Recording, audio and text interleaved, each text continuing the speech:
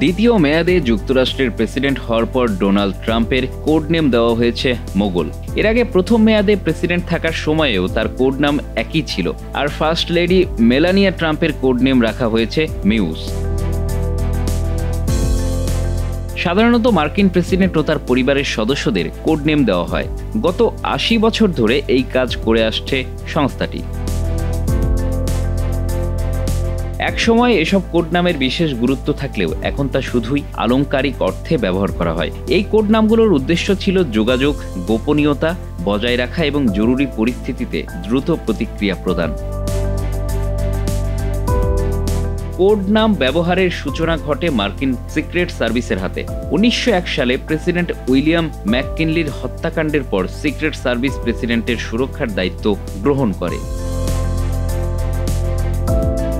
এরপর থেকে president, vice president এবং তাদের পরিবারের সদস্যদের জন্য কোড নাম নির্ধারণ করা একটি ঐতিহ্যে পরিণত হয়েছে।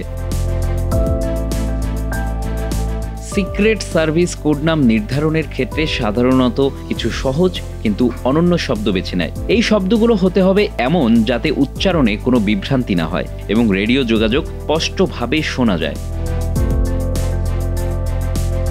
প্রেসিডেন্ট ও তাদের পরিবার সদস্যদের কখনো কখনো কোড নাম পছন্দ করার সুযোগ দেওয়া হয়, তবে সেগুলো চূড়ান্ত করার দায়িত্ব সিক্রেট সার্ভিসের। বিদায়ী মার্কিন প্রেসিডেন্ট জো বাইডেনের কোড নাম ছিল শেলটিক। প্রেসিডেন্ট বারাক ওবামার আমলে তিনি যখন ভাইস প্রেসিডেন্ট ছিলেন তখন থেকেই তার কোড নাম ব্যবহার করা হয় শেলটিক হিসেবে। তিনি আইরিশ বংশোদ্ভূত হওয়ায় এই নাম দিয়েছিল সিক্রেট সার্ভিস।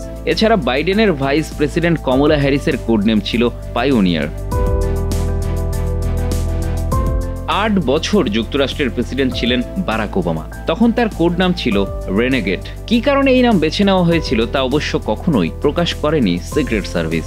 ওই সময় ফার্স্ট লেডি মিশেল ওবামার নাম ছিল রেনেসা। তাদের ২ কন্যা মালিয়া ও সাশার নাম ছিল রেডিয়েন্স ও রোজবার্ড।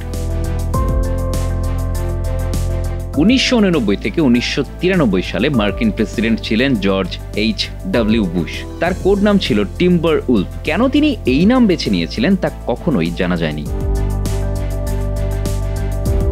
আমেরিকার শিকারী পাখি হিসেবে ঈগল বেশ জনপ্রিয়। এছাড়া স্কাউটের শীর্ষ পদমর্যাদার নামও ঈগল। এই নামকেই নিজের কোড নাম হিসেবে বেছে নিয়েছিলেন সাবেক মার্কিন প্রেসিডেন্ট বিল ক্লিন্টন। ওই সময়ে ফার্স্ট লেডি হিলারি ক্লিন্টনের নাম ছিল এভারগ্রিন, আর তাদের মেয়ের নাম দেওয়া হয়েছিল এনার্জি। জন এফ কেনেডির কোড নাম ছিল ল্যাম্প লাইটার, যা তার নেতৃত্বের আলোকিত দৃষ্টিভঙ্গিকে প্রতিফলিত করেছিল। রোনাল্ড রেগানকে ডাকা হতো র নামে। এটি তার জনপ্রিয় পশ্চিমা সিনেমার নায়ক চরিত্রের প্রতি ইঙ্গিত করে।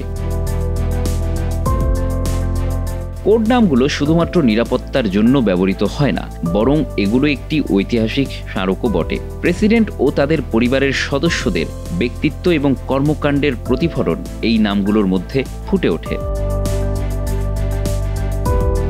যদিও বর্তমান যুগে উন্নত প্রযুক্তি এবং নিরাপত্তা ব্যবস্থা রয়েছে, তারপরও কোড নামের ব্যবহার অব্যাহত আছে। এটি গোপনীয়তার অতিরিক্ত স্তর হিসেবে কাজ করে। কোড নাম দিয়ে রেডিওতে বা অন্যান্য যোগাযোগ মাধ্যমে প্রেসিডেন্ট বা তাদের পরিবারের কোনো তথ্য শেয়ার করা হলে সেটি গোপন রাখতে সুবিধা হয়।